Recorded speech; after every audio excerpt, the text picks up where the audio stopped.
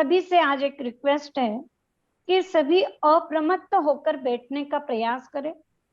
ये भगवान महावीर की वाणी है। ये कोई हम केवल स्वाध्याय जो कर रहे तो हम प्रमाद में पड़े रहकर सोए सोए लेटे लेटे सुनने का जो काम करते हैं वो सही नहीं लगता है। इसलिए सभी से एक निवेदन है, सभी रीढ़ की हड्डी, कमर, गर्दन सीधी रखकर बैठे और हम इसे पारायण करें। इस स्वाध्याय को हम हृदयंगम करें, स्व का अध्ययन करने की दिशा में हम सभी आगे बढ़े। जिनके वीडियो स्टार्ट नहीं है वे भी प्रयास करें कि अपना वीडियो स्टार्ट करें, ताकि वे और अधिक अप्रमत्त होकर सुनने के लिए तत्पर हो पाएंगे। आज हमने जो विषय लिया है 18 पाप का स्वरूप। पाप का स्वरूप हमको जानना है। तो ये जो पाप है, पाप किसको कहते हैं और कर्म किसको कहते हैं? दो बातें आती है सामने। जो भूतकाल में गलतियां हो चुकी है, जो भूतकाल में स्खलनाएं हो चुकी है, वे सब कर्म रूप में हमारे भीतर में स्टोर हो जाती है, वे सब सत्ता में है। तो जो भूतकाल की गलतियां हैं वे कर्म कहलाती है, और जो वर्तमान में हो रही है गलतियां वे सब पाप कहलाती है। जो वर्तमान की गलतियां है, वर्तमान की स्खलना है, वर्तमान में जो त्रुटियां हो रही हैं वे सब पाप के अंतर्गत ली जाती है। तो भूतकाल में जो घटित हुई थी, जो स्खलनाएं हुई, वे उन पापों के द्वारा हमने कर्म वर्गणाओं को इकट्ठा किया है। अब उस कर्म का उदय होता है और हम फिर उसमें ज्ञान, चेतना, लापरवाही और कर्म के उदय से पुनः नया कर्म बांधते चले जाते हैं, स्खलना कर लेते हैं। उदय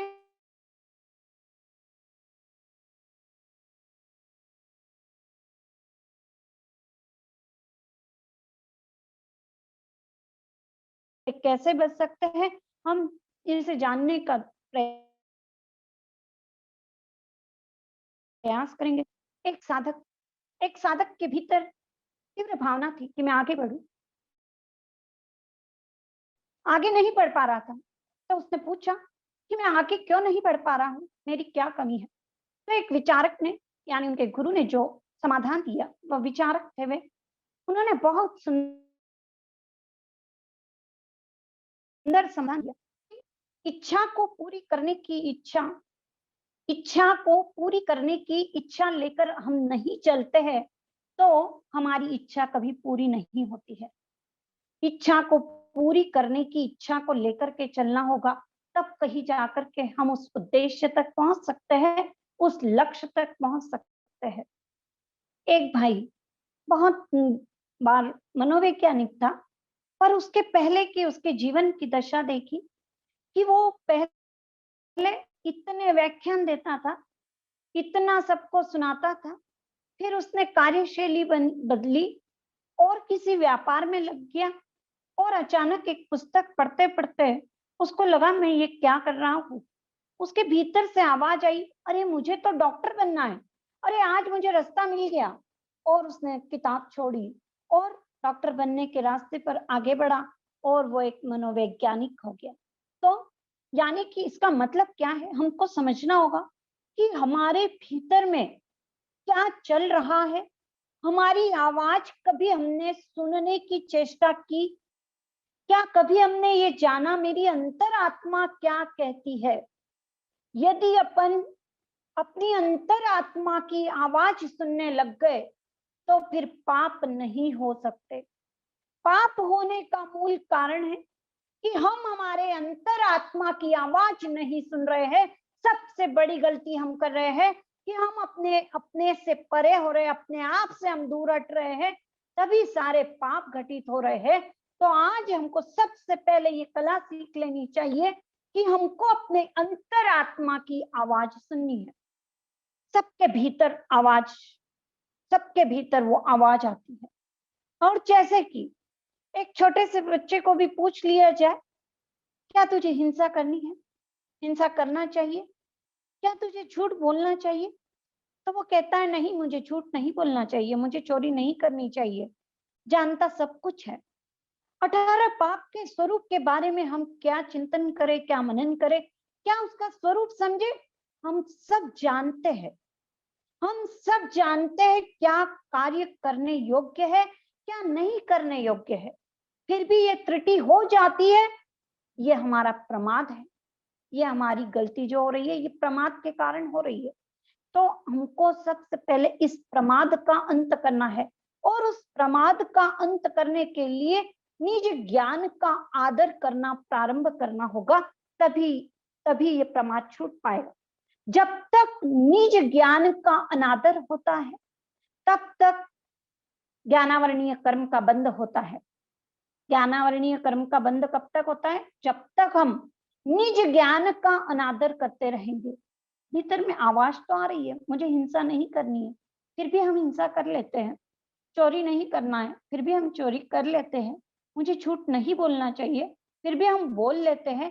ये सब निज ज्ञान का अनादर है, और ये निज ज्ञान का अनादर ज्ञानावरणीय कर्म को बांधने वाला है। तो अब हम कब तक कर्म को बांधते रहेंगे? हम क्यों अपनी आवाज नहीं सुनते? क्यों उस निज ज्ञान का आदर नहीं करते? यदि हम अपने निज ज्ञान का आदर नहीं करेंगे, तो कोई ज्ञानी आकर के हमको नहीं बता सकता कि तुमको क्या करना है। कोई केवल ज्ञानी हमको नहीं सुधार सकते, कोई हमारी प्रवृत्ति को नहीं बदल सकते, कोई हमारी भीतर की वृत्तियों को नहीं बदल सकते। वो केवल बदलेगी तो निज ज्ञान के आदर से बदलेगी। तो हमको निज ज्ञान का आदर, सब जानते हैं ना, क्रोध नहीं करना चाहिए, मान नहीं करना चाहिए। तो ये सबके भीतर में निज ज्ञान है, नया कुछ नहीं करना है। हम जितना जानने का प्रयास कर रहे हैं, केवल जानते ही रहने का प्रयास कर रहे हैं, उसको आचरण में उतारने का अभ्यास हमको प्रारंभ करना होगा। इसके लिए आज हमको थोड़ा सा गहराई में जाना है कि सबसे पहले आगम में इन 18 पापों के लिए क्या क्या शब्द आए। 18 पापों के लिए प्राणातिपात का वेरमण भगवती सूत्र में मिलता है। मृषावाद का वेरमण, अदत्तादान का वेरमण करना है। क्या क्या करना है? तो 5 जो है 5 पाप, वहां तक वेरमण शब्द आया है, और छठे से लेकर के 18वें पाप तक विवेक शब्द आता है। हम पापों को कैसे त्यागे, उसके लिए हम देखें आगम में जो शब्द आए कि प्राणातिपात का वेरमण करे, मृषावाद का वेरमण करे, अदत्तादान का वेरमण करे, मैथुन का वेरमण करे, और परिग्रह का वेरमण करे। यानी क्या करना है? छठे से लेकर के 18वें पाप तक क्रोध का विवेक करे, मान का विवेक करे, माया का विवेक करे, यावत मिथ्या दर्शन शल्य का विवेक करे। तो ये जो बात आगम में आती है, बहुत मननीय है, बहुत चिंतनीय है, और पाप को त्यागने के लिए इसी के साथ हमको कदम उठाने होते हैं। जैसे कि प्राणातिपात यानी कि हिंसा, झूठ, चोरी, मैथुन, परिग्रह, इनका हम त्याग करके इन पापों से हम बच सकते हैं। क्या कहा? इन 5 पापों का हम त्याग करके इन पापों से बच सकते हैं कि हम झूठ नहीं बोलेंगे, हम चोरी नहीं करेंगे। उसका प्रत्याख्यान कर लिया तो हम उन पापों से बच जाते हैं। फिर आगे के पापों के लिए वेरमण शब्द नहीं आया। क्रोध का वेरमण करे, मान का वेरमण करे, ऐसे शब्द नहीं आए। वहां पर शब्द आया विवेक। विवेक से हम इन पापों को त्याग सकते हैं, इन पापों से छुटकारा प्राप्त कर सकते हैं। तो हम गहराई में उतरे कि प्राणातिपात, हिंसा, झूठ, चोरी, मैथुन, परिग्रह, सबसे पहले ये 18 पापस्थान में जो क्रम रखा गया, वो इसीलिए रखा गया कि सबसे पहले हम व्यवहार शुद्धि करें और फिर निश्चय की ओर आगे बढ़े। आश्रव के 20 भेद में सबसे पहले मिथ्यात्व के आश्रव को छोड़ा, तो वहां पर निश्चय की बात पहले कही और फिर व्यवहार का रास्ता बताया। और यहाँ पर सबसे पहले व्यवहार शुद्धि और फिर निश्चय की ओर आगे बढ़ने की बात कही। तो क्रम ये होता है, क्योंकि यदि हमको साधना करनी है, क्रोध, मान, माया, लोभ आदि इन पापों से छुटकारा पाना है, तो हिंसा, झूठ, चोरी से हमको बचना ही होगा। क्योंकि जब तक हम इन पापों से बचेंगे नहीं, तो हम इन पापों से, यानी कि मिथ्या दर्शन शल्य, सबसे खतरनाक पाप कौन सा है? मिथ्या दर्शन शल्य, उससे छुटकारा नहीं प्राप्त कर सकते। क्योंकि जब तक हम नैतिक नहीं बनेंगे, हम आध्यात्मिक नहीं बन सकते। इसलिए सबसे पहले नैतिक होना है। नैतिकता में कदम बढ़ेंगे तो हम आध्यात्मिकता की ओर आगे बढ़ेंगे, और आध्यात्मिक व्यक्ति तो नैतिक होगा ही होगा। उसके बिना अध्यात्म पुष्ट नहीं हो सकता। तो हिंसा, झूठ, चोरी अगर हम कर लेंगे, और यदि हम सोचेंगे कि हमको साधना करनी है, तो हमारा मन कभी भी साधना में नहीं लग सकता, क्योंकि वहां पर इतनी तेज ऊर्जा है, इतनी तरंगे है कि साधना में कभी मन नहीं लग सकता। हम अपने आप को जान नहीं सकते कि क्रोध कहाँ आ रहा है, मान कहाँ आ रहा है, हम पहचान ही नहीं सकते मिथ्या दर्शन शल्य क्या है। तो इसलिए कहा, राग द्वेषादि कल्लोलैर यत् कल्लोलैर पुनर्जलम, यानी कि सबसे पहले जो तीव्र तरंगे है, तीव्र कल्लोले है, उनको सबसे पहले समाप्त करे, उनको कम करे। क्योंकि जब अपने आप में, यानी कि अपने में उतरना है, अपनी गहराई में जब उतरना है, तो जब अपना प्रतिबिंब देखना होता है पानी में भी, तो क्या करते हैं, पानी कितना शांत होता है, तब कहीं जाकर के हम उसमें अपना प्रतिबिंब देख पाते हैं। तो जब हम अपना प्रतिबिंब भी, जब पानी हिल रहा है, डुल रहा है, तो हम अपना प्रतिबिंब नहीं देख सकते। तो फिर जब इतनी भीतर से कल्लोले रहेगी, हिंसा, झूठ, चोरी चल रही है, पानी इतना दौड़ रहा है इधर से उधर, कैसे हम उसमें अपने आत्म स्वरूप के दर्शन कर सकते हैं? कैसे इन पापों को त्याग सकते हैं? इन पापों से छुटकारा पाना है तो सबसे पहले नैतिक होना होगा। इसीलिए जो कुछ नियम बनाए, जो कुछ लॉ है, नियम, कायदे, कानून जितने भी है, वो केवल इन पांचों पर आधारित है। पांच के अलावा और दूसरा कोई लॉ नहीं है, और दूसरा कोई कानून नहीं बना है। तो ये जो कानून बने हैं, ये केवल इन पांच पापों पर ही आधारित है, जितने भी आज दुनिया में कानून बने हैं। तो हमको सबसे पहले साधक को, यदि हम साधना करते जाएंगे, तो साधना करना है तो हिंसा जो है उसको तो गांठ कहाँ है, हिंसा को मोह का, हिंसा को मार कहाँ, हिंसा को नरक कहाँ है। तो जब हम हिंसा करते रहेंगे तो हम साधना में आगे नहीं बढ़ पाएंगे। द्रव्य हिंसा से भी बचना होगा, तब कहीं जाकर के भाव हिंसा से बच पाएंगे। द्रव्य से झूठ बोलते रहेंगे तो भाव से सत्य के रास्ते पर कैसे आगे बढ़ पाएंगे? और ये रास्ता भाव सत्य का रास्ता है, और अब भाव सत्यता के रास्ते पर आगे बढ़ना है तो हर कदम सच्चाई के साथ उठे, हर कदम सच्चाई के साथ। आज हम बहुत सारे उदाहरणों को देख सकते हैं, पर आज हम मूल बात को समझने का प्रयास करें कि हम सत्य के रास्ते पर, सत्य को पाना है, शाश्वत को पाना है, तो सत्य के रास्ते पर हमको आगे बढ़ना होगा। एक भी झूठ बोलेंगे तो कभी हम साधना में आगे नहीं बढ़ सकते। और 18 पापस्थानों का यदि विभाजन किया जाए तो वचन के कारण 6 पाप लगते हैं। तो वचन के कारण जो 6 पाप लगते हैं उसमें है असत्य, असत्य, कलह, अव्याख्यान, पैशून्य, पर परिवाद और माया मृषावाद। ये 6 पाप ऐसे हैं कि जो वचन के कारण लगते हैं। तो हमको अब मन से, वचन से और काया से कोई पाप नहीं लगे, तो उसके लिए सतत जागृत रहना होगा, सतत सजग रहना होगा, सावधान रहना होगा। ये सावधान रहने की साधना है और प्रमत्त रहने की साधना है। इन 5 पापों से तो छुटकारा हो जाता है। हिंसा, झूठ, चोरी, मैथुन, परिग्रह। परिग्रह के अंतर्गत ये समझना होगा कि मुच्चा परिग्रह उत्तो, यानी कि आसक्ति को परिग्रह कहा है। संग्रह अलग है और उस पर आसक्ति होना, ममता होना परिग्रह है। इसलिए आगमों में 3 प्रकार के संग्रह को अलग बताया है और 3 प्रकार के परिग्रह को अलग बताया है। यदि संग्रह ही परिग्रह होता तो फिर आगम में संग्रह को और परिग्रह को अलग अलग कहने की जरूरत ही नहीं होती। इसलिए संग्रह को परिग्रह नहीं समझे। संग्रह पर जो मूर्छा भाव है, संग्रह पर जो आसक्ति का भाव है, उसे परिग्रह कहा है। जब जीव को एक ग्रह लगता है तो इतनी परेशानी होती है, पर जिसके चारों ओर ग्रह लग गए हैं, माने चारों ओर से ग्रह लग गए हैं, तो उसको कितनी पीड़ा होती होगी। तो ये परिग्रह इसीलिए दुखदायी कहा है। और जब तक आरंभ है और परिग्रह है, तब तक हम धर्म के रास्ते पर आगे बढ़ नहीं सकते।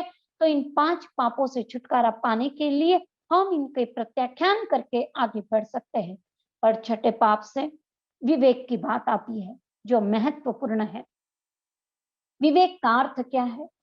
विच, पृथक करने, अलग करना, यानी क्या? निरक्षीरवत। हंस क्या करता है? जब पानी यानी कि जब वो चोंच डालता है तो वो दूध को पी लेता है और पानी को छोड़ देता है। जब उसके सामने दूध है तो वो केवल दूध पिएगा, पानी को छोड़ देगा।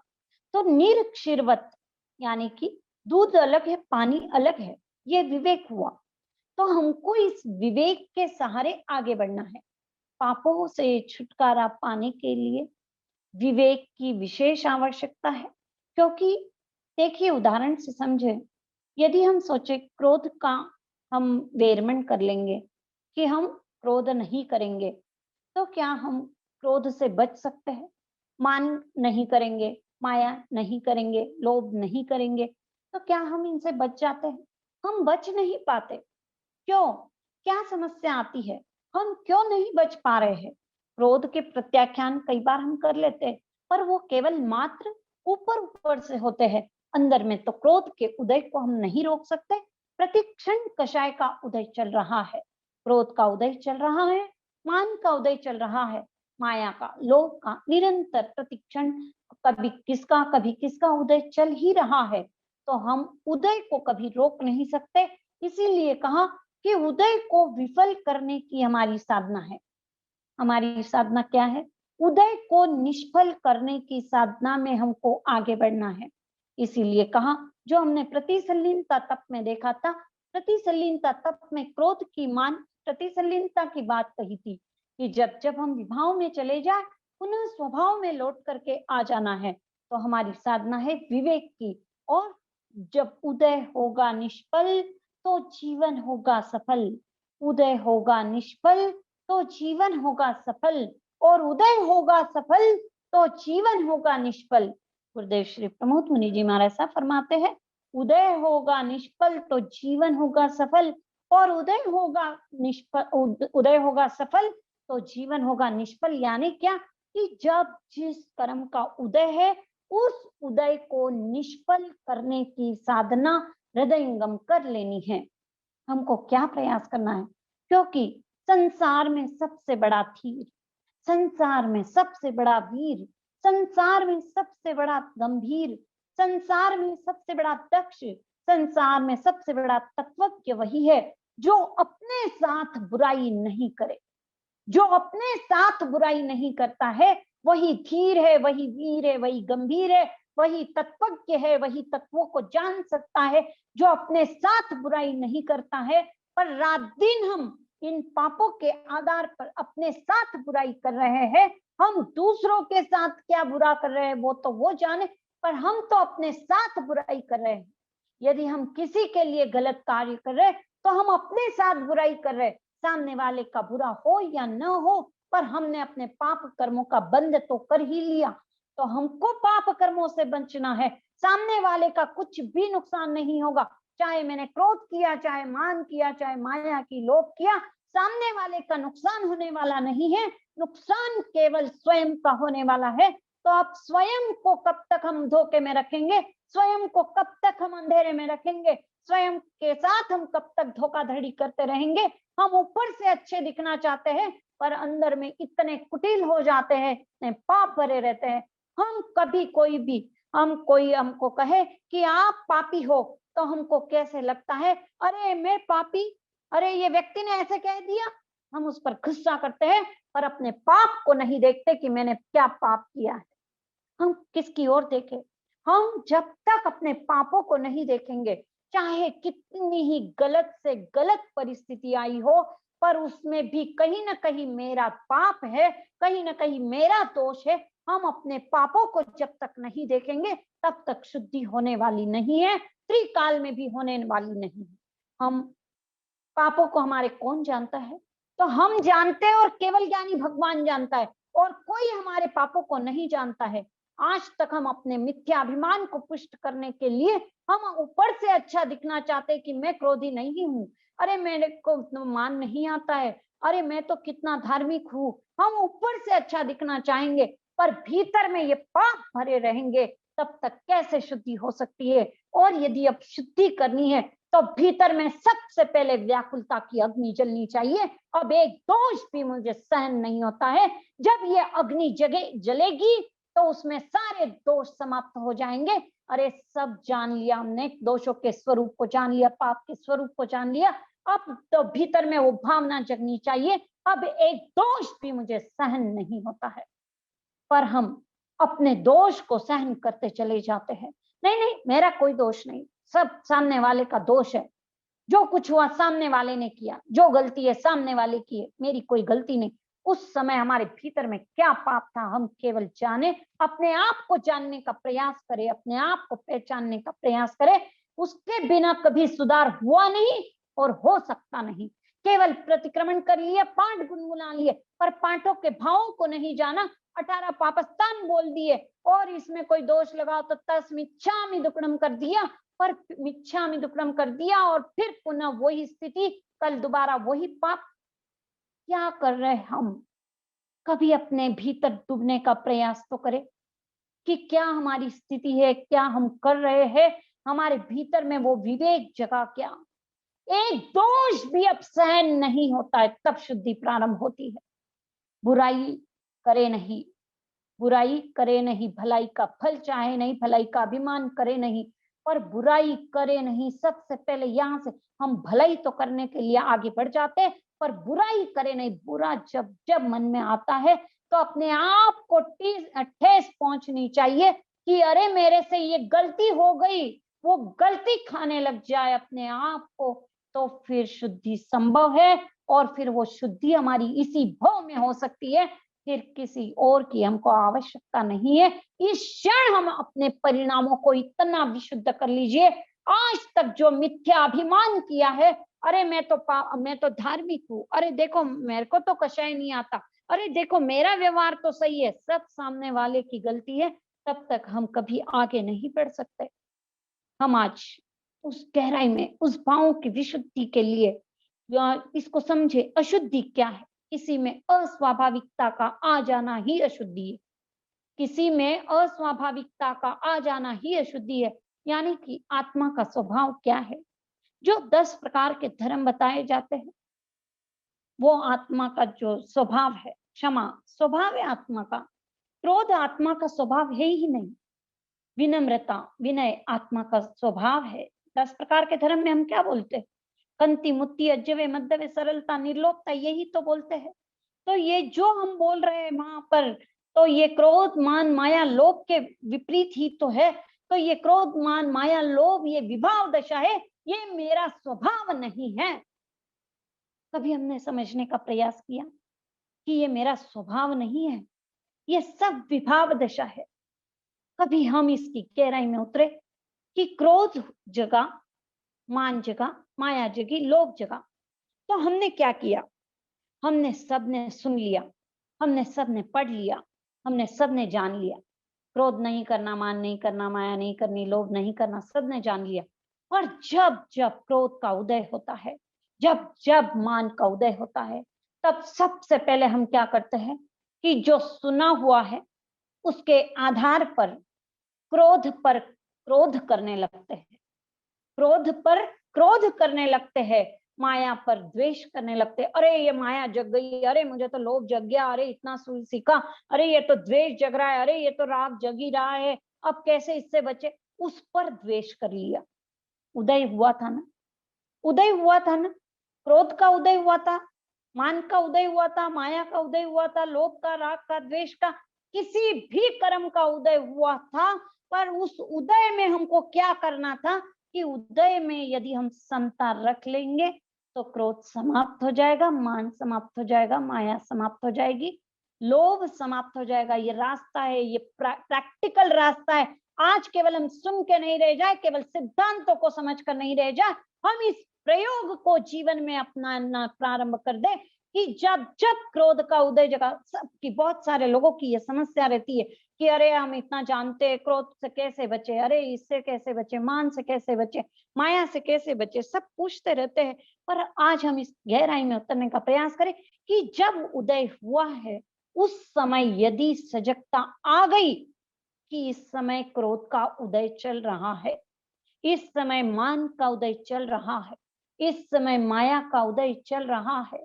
जब उदय में सजगता आ जाएगी तो उस पाप की ताकत समाप्त हो जाएगी। जब उदय में सजगता आ जाएगी कि इस समय मेरे राग जग रहा है, इस समय मेरा द्वेष जग रहा है, इस समय मेरे भीतर ये दुर्गुण जग रहा है, बस अब दिन भर अपने आप को देखना प्रारंभ करें। ये आत्मनिरीक्षण हमेशा प्रारंभ रहे कि किस समय मेरे भीतर क्या चल रहा है। अब कोई भी कार्य कर रहे उस समय हम अपने आप को, हम अपने परिणामों के प्रति सजग रहे, हम अपने अध्यवसायों के प्रति सजग रहे। इस समय क्या उदय चल रहा है, बस उस उदय को जान लिया। पर यदि उदय को ही नहीं जानेंगे तो हम कभी आगे नहीं बढ़ सकते। क्योंकि देखे, यदि उदय को नहीं जाना, जैसे क्रोध का उदय और मुझे पता ही नहीं है कि क्रोध का उदय, तो फिर उस उदय में मैं कैसे समता रख पाऊंगी। तो क्रोध का उदय चलो, अरे कैसे अब जागृति कैसे रखे। अब क्रोध का उदय हो रहा है तो एक भाई ने सोचा कि चल अब तू एक काम करना कि जब जब मेरे क्रोध का उदय हो तब तू मुझे बता देना कि मेरे क्रोध का उदय चल रहा है। तो उसने सोचा कि किसी को अपॉइंट ही कर दूं, ये क्या बताएंगे घर के लोग मुझे। तो चलो ठीक है, मैं एक एक लगा लेता हूँ कि जो मेरा पर्सनल असिस्टेंट रहेगा वो मुझे बता देगा कि कब क्रोध का उदय हुआ है। साहब अभी आपके क्रोध का उदय है, साहब अभी आपके माया का उदय है, लोभ का उदय है। क्रोध जब जब उसको महसूस होगा तभी वो बता पाएगा। ठीक है चलो बता भी देगा। पर कितने पर्सनल असिस्टेंट रखे 24 घंटे में? चलो 3 रख ले। बोले कि ठीक है, आज कोई नहीं आए तो फिर और 4 रख लेते हैं, क्योंकि 8-8 घंटे का एक भी करे तो 24 घंटे में 3 असिस्टेंट चाहिए। और जब असिस्टेंट रख लिए तो सोचता है कि अब मैं निश्चिंत हो गया हूँ, अब मैं निश्चिंत हो गया हूँ, ये मुझे बता देगा मेरे क्रोध का उदय, मान का उदय, माया का उदय, लोभ का उदय कब हो रहा है, ये मुझे बता देगा, अब मैं निश्चिंत हूँ।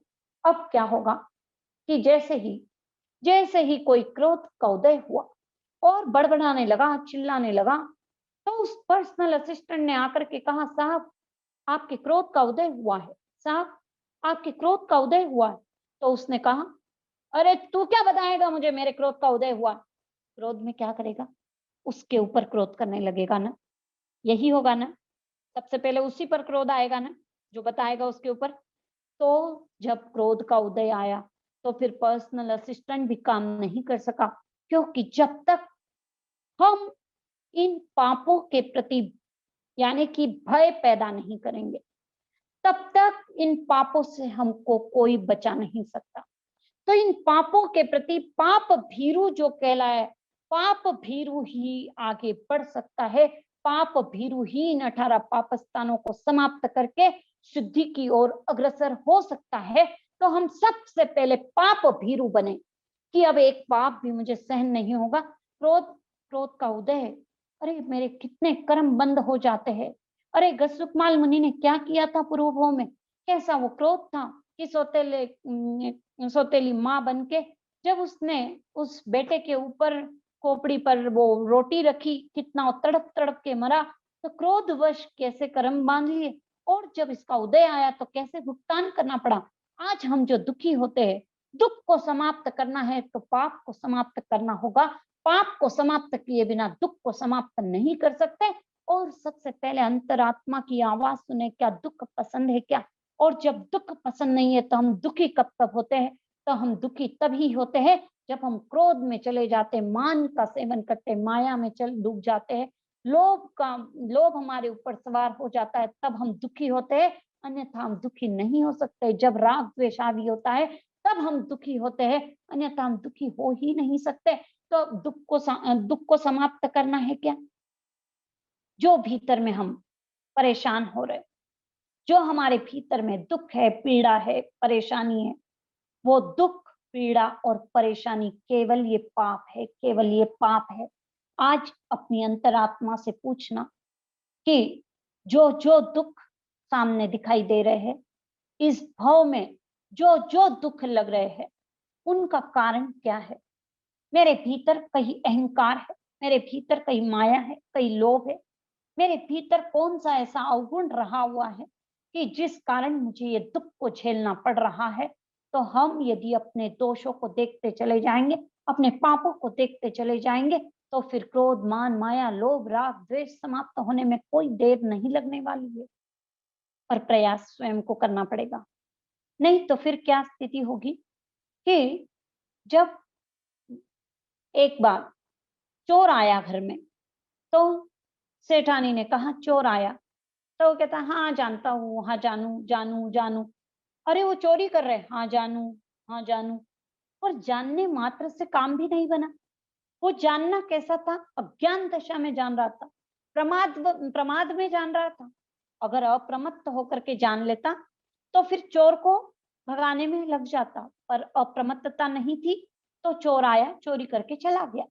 ये क्रोध, मान, माया, लोभ, ये मेरे आत्मगुणों की चोरी कर रहे हैं। ये क्रोध, मान, माया, लोभ, ये मेरे आत्मगुणों की चोरी कर रहे हैं। ये भाव भीतर में जब आ जाएगा तो फिर सजगता बढ़ जाएगी। अरे कोई चोर घुस न जाए मेरे घर में, तो हम घर के लिए कितनी रक्षा करते हैं, कितने ध्यान रखते हैं। अरे दरवाजा बराबर बंद किया या नहीं, और यहाँ पे दरवाजा खुला रहेगा और हम विवाह दशा में चले जाएंगे, कैसे हम शुद्धि की ओर अग्रसर होंगे? अब शुद्धि करनी है तो जब चोर घुस जाए तो जागना होगा। अरे ये चोर आ गया है, तो फिर हम उदय में सजग हो जाएंगे, और जैसे ही उदय में सजग हो जाएंगे तो फिर चोर की ताकत अपने आप समाप्त होने लगेगी। जब तक नहीं जानते तब तक चोर हावी है।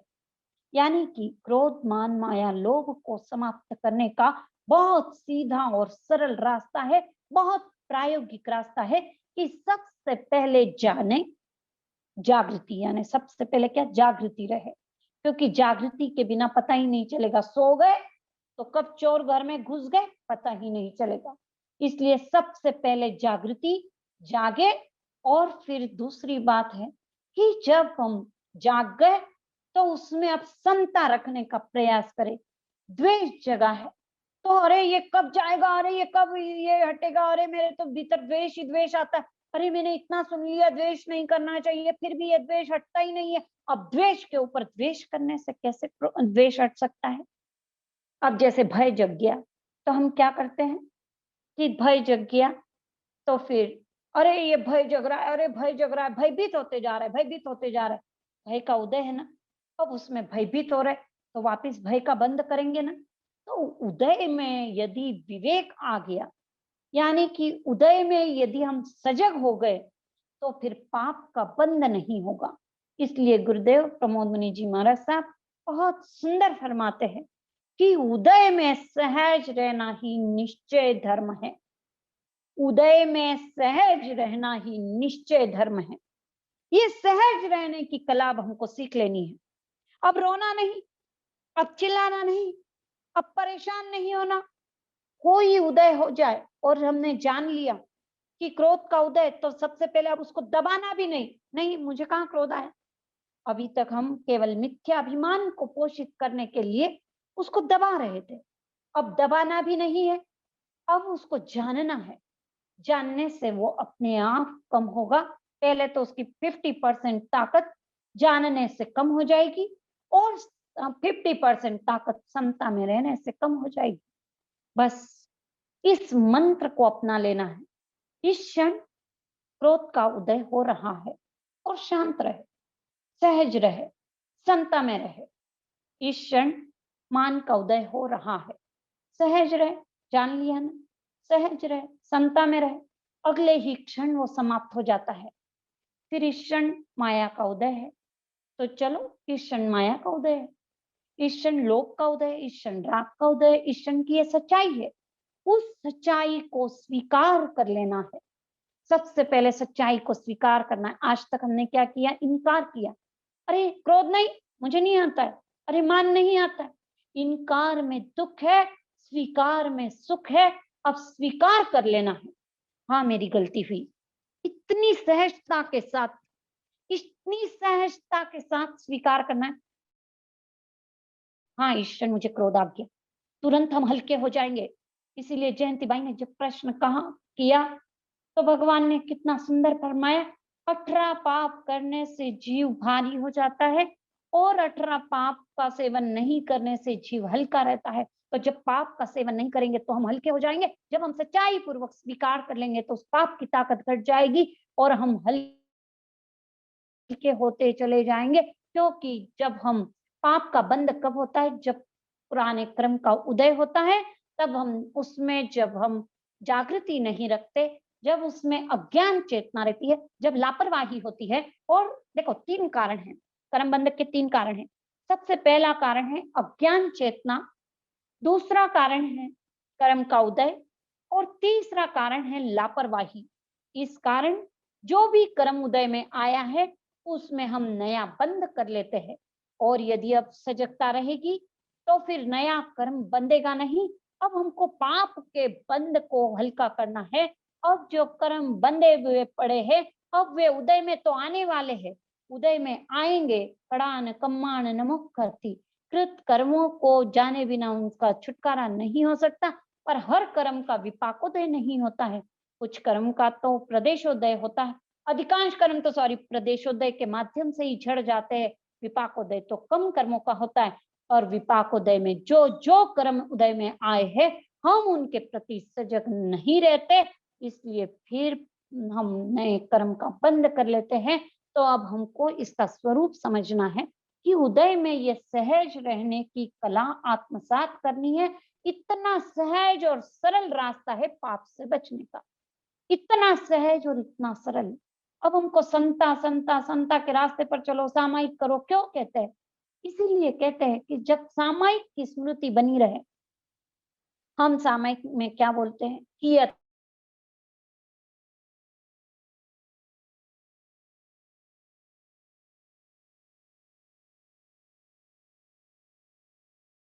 की स्मृति नहीं रही, इसलिए फिर वो दोष हमको लग रहा है। तो ये स्वभाव की स्मृति हर क्षण बनी रहे, 24 घंटे बनी रहे।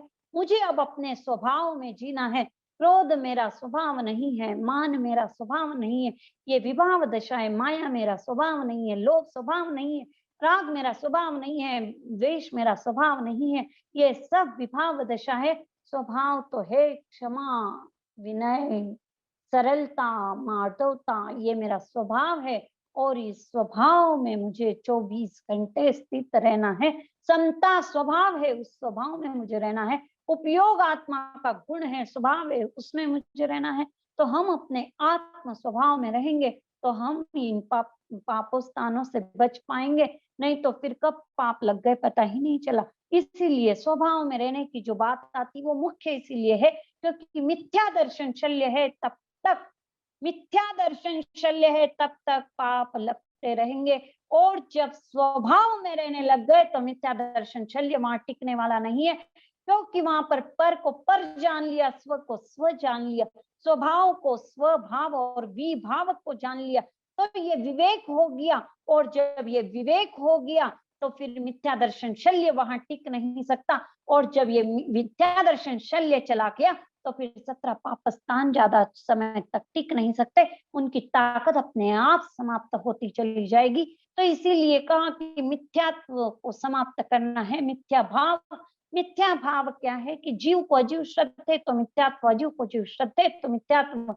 ये पाप होते क्यों है? क्योंकि हमने पर की आशा की, पर से अपेक्षा की, इसलिए ये पाप हो रहे हैं। पर मन स्थिर नहीं रह पाता स्वभाव में, तो बार बार हम विभाव में जाएंगे। तो वापिस स्वभाव में आने का प्रयास करना है, क्योंकि आज हम साधक दशा में हैं। जैसे बच्चा उठता है, चलता है, उंगली पकड़ता है, चलना सीखता है, 10 बार गिरता है पर वापिस हिम्मत नहीं हारता है, फिर उठता है, चलता है, तो वो चलना सीख लेता है। और वो यदि कहे कि अरे मैं तो गिर जाता हूँ, मैं तो नहीं चल सकता, अरे मेरा मन नहीं लग सकता, अरे मैं तो चल ही नहीं सकता, तो क्या बच्चा विकास कर सकता है? उसमें वो ताकत, उसमें जो ये होता है कि नहीं, वापिस उठता है, चलता है, भूल जाता है पुरानी बातों को।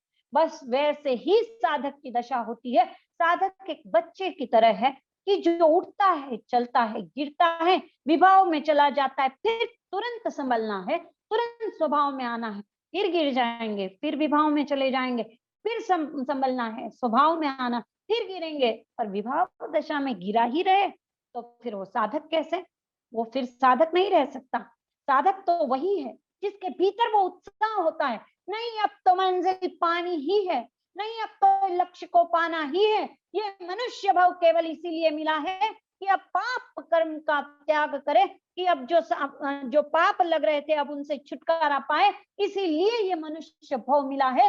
इस भाव की सार्थकता इसी में है। तो जब ऐसे भाव जगेंगे तो फिर हम विभाव दशा में नहीं ठहरेंगे, क्योंकि नित्य नवरस की अति व्याकुलता उल्लास उमंग भरपूर है। पुरुषार्थ सम्यक सतत उनसे मुक्ति कितनी दूर है। नित्य नवरस की अति व्याकुलता, नित्य नवरस की अति व्याकुलता उल्लास उमंग भरपूर है। पुरुषार्थ सम्यक सतत उनसे मुक्ति कितनी दूर है। नित्य नवरस की अति व्याकुलता यानी कि जो भीतर में रस है। कभी एक बार भी प्रसंग आया कि आज क्रोध नहीं किया हो, आज क्रोध नहीं किया, तो फिर क्या होता है कि क्रोध का प्रसंग आने पर भी क्रोध नहीं किया तो कितना भीतर में एक सुकून महसूस होता है कि चलो आज हम एक कदम आगे बढ़े। आज मान का प्रसंग आया, आज कहीं नाम हुआ, कहीं प्रशंसा हुई, उससे हम जुड़े नहीं, और कहीं निंदा हुई, उससे हम जुड़े नहीं। तो जब जुड़े नहीं तो भीतर में जो शांति का एहसास होता है, जो वो सुकून मिलता है, तो उससे भीतर में लगता है अरे शांति भीतर में है, अरे सुख भीतर में है, अरे समाधि भीतर में है। जब हम पाप करते हैं तो हम अशांत होते हैं, और जब हम पाप नहीं करते हैं तो फिर हम जब स्वभाव में रहते हैं तो शांति का अनुभव होता है। तो जब वो शांति का अनुभव होता है तो कितना अच्छा लगता है भीतर में। तो नित्य नवरस की फिर लगता है अरे ये रस भीतर में मिलेगा, अरे स्वभाव में रहने का रस कितना बढ़िया है।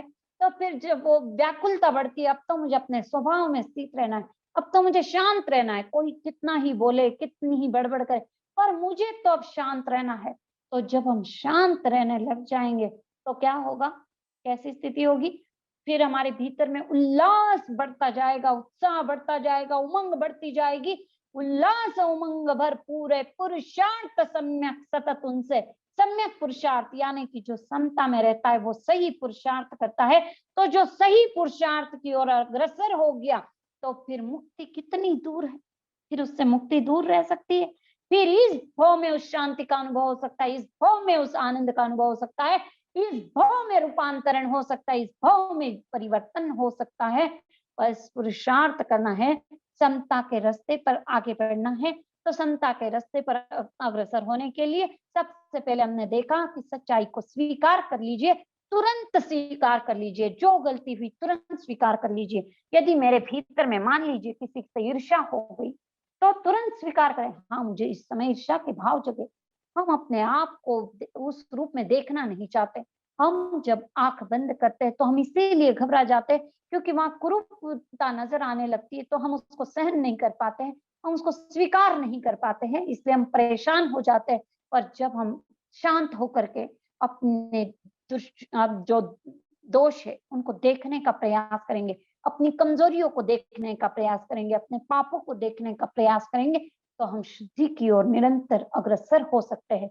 इसीलिए कहा रोग असाध्य नहीं दाता, रोग असाध्य नहीं दाता, निश्चय रोग पुराना है।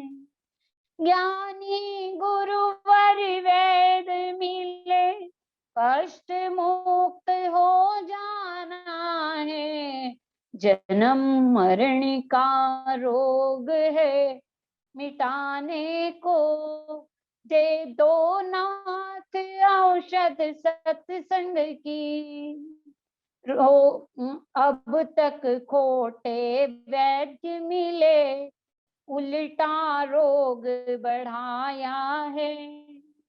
मिथ्या संगत छूटी तो रोग समझ में आया है। जन्म मरण का रोग है, मिटाने को दे दो नाथ औषध सत्संग की। हमको हमारे रोग को समाप्त करना है। ये पाप रूपी रोग लगा हुआ है, पर कहा रोग असाध्य नहीं दाता, ये रोग असाध्य नहीं है, निश्चय रोग पुराना है। पर ज्ञानी गुरुवर वेद मिले, कष्ट मुक्त हो जाना है। जन्म मरण का रोग है। रोग क्या है? जन्म मरण का रोग लगा हुआ है। तो ये रोग तब तक रहेगा जब तक पाप रहेंगे, तो रोग रहेगा ही। इन पापों को समाप्त करना है, क्योंकि जन्म मरण का अंत कर देना है। तो ये जो देखने का जो हमने प्रयास किया, तो हम इस बात को समझे, उदय को हमारी साधना क्या है? हमारी साधना उदय को निष्फल करने की साधना है। पर आज तक हमने ये प्रयास किया है कि ये मेरे कर्म का उदय है, कि जो मुझे क्रोध आ रहा है, ऐसा हमने कभी देखने का प्रयास नहीं किया।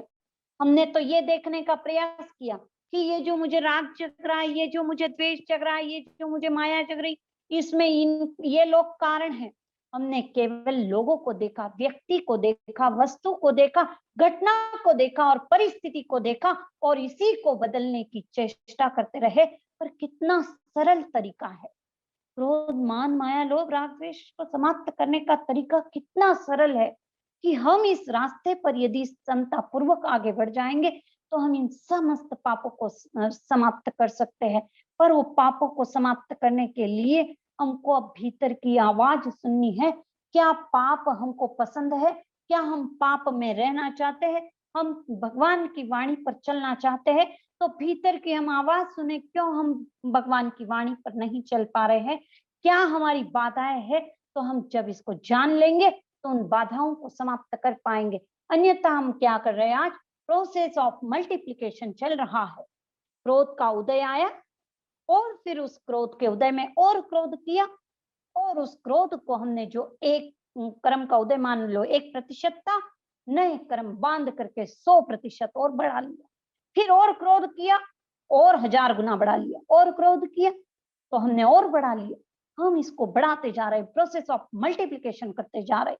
पर यदि कोई बीज है, और यदि उस बीज को पहाड़ी पर जाकर के किसने डाल दिया, और वहां पर वैसी धरती नहीं है, उर्वरा भूमि नहीं है कि वो बीज पनप सके, तो वहां पर जब ऐसी भूमि नहीं है, तो वो बीज क्या करेगा? वो मर जाएगा। पर यदि उस बीज को पानी मिल रहा है, खाद मिल रहा है, वैसी जमीन मिल गई, तो क्या होगा? तो फिर वृक्ष खड़ा होगा। तो हम भी ये ध्यान रखें कि क्रोध, मान, माया, लोभ, राग, द्वेष के बीज को अब हम वैसी जमीन नहीं दे, वैसा फर्टिलाइजर नहीं दे, वैसा खाद पानी नहीं दे। अब हमको कितना सजग रहना होगा, कितना जागृत रहना होगा। यदि हम सजग नहीं रहेंगे, तो फिर हम कितने कर्म बंद कर लेंगे। पाप का बंद करते करते हमारी दशा क्या हो जाएगी, हम थोड़ा समझे। हम इसको इसकी जो इतनी सरल प्रक्रिया है, इस प्रक्रिया को समझे। केवल समता में रहना है और कुछ करना ही नहीं है जीव को। बस ये समता की कला आ जाएगी, तो हम इन पापस्थानों से बच पाएंगे। अन्यथा हमको कोई तिरा नहीं सकता। इसीलिए कहा पाप से बचना है, समता ही राजमार्ग है। पापों से बचने के लिए समता ही राजमार्ग है। समता अगर आ गई, तो फिर पाप कर्म का बंध नहीं होगा। तो इस समता के लिए हमको चाहे जितना कुछ सहना पड़े, पर अब हमको समता में रहने का अभ्यास बढ़ाना है, क्योंकि सहन किए बिना तो हमारा कभी भी हम आगे बढ़ नहीं सकते। सहन करना आवश्यक है। और जब हम समता पूर्वक सहन कर लेंगे, तो फिर हम इस भव में हम जो अपना लक्ष्य है, उस लक्ष्य तक पहुंच पाएंगे। अन्यथा फिर वही पाप। और इधर तो हम सोचते हैं कि हम धर्म कर रहे हैं, इधर हम धर्म करने का प्रयास करेंगे, पर पापों से छुटकारा नहीं होगा, तो उस धर्म का लाभ कैसे मिलेगा? तो वो उस धर्म से जो शांति का अनुभव होना चाहिए, और उस धर्म की भी प्रभावना कब होगी? जब हमारे जीवन में शांति आएगी, तो धर्म की प्रभावना अपने आप हो जाएगी। फिर प्रभावना करनी नहीं पड़ती है। तो धर्म की प्रभावना के लिए हमको जब स्वयं को सजग होना है, हमारे जीवन में धर्म उतर जाए, हम पाप के लिए सजग रहे कि अब कहीं पाप कर्म का बंध नहीं हो, तो अपने आप धर्म भीतर में उतरता चला जाएगा। और जब ये ऐसा धर्म भीतर में उतर जाएगा, तो फिर हमारा बेड़ा पार होने में कोई देर नहीं लगेगी। आज हमने केवल मात्र राग द्वेष तक थोड़ा सा देखने का प्रयास किया। हम इस सत्र को अगले सत्र में पूरी तरह से और आगे के दोषों को भी देखने का प्रयास करेंगे। समय की सीमा के साथ हम आगे बढ़े, क्योंकि इसका स्वरूप समझने के लिए तो हमको बहुत समय लगेगा। पर हम तो केवल मात्र सरल तरीके से देखें कि अपने को क्या अपनाना है, हमको किस रास्ते पर चलना है, हमको पाप से कैसे बचना है, बस हमको तो इतना सा जान लेना है। क्योंकि सब जानते हिंसा नहीं करनी, झूठ नहीं बोलना, सब जानते, बस अपने को तो रास्ता पकड़ना है। दिशा बदलेगी तो दशा बदलते देर नहीं लगेगी। दिशा बदलना चाहिए, नहीं तो फिर हमारी दिशा ही नहीं बदली, हम केवल मात्र उसी रास्ते पर आगे बढ़ने का प्रयास करते रहेंगे और पाप कर्म से हम ऊपर उठेंगे ही नहीं। केवल सोचते कि हमने धर्म कर लिया, धर्म कर लिया, पर वो धर्म कब काम आएगा? जब हमारे भीतर में ये पाप कर्म से बचने की व्याकुलता पैदा होगी, तो फिर वो धर्म हमको स्वतः ही शांति का अनुभव करा देगा और स्वतः ही उससे प्रभावना हो जाएगी।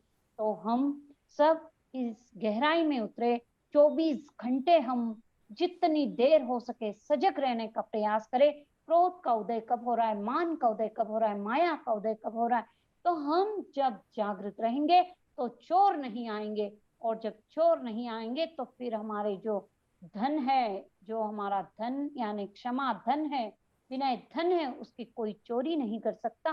तो हम स्वयं अब जागृत रहे, सजग रहे और इन पापों से बचे, और हम पाप भीरु बन करके इस भाव को सार्थक करें। यही मंगल भावना, शुभ कामना।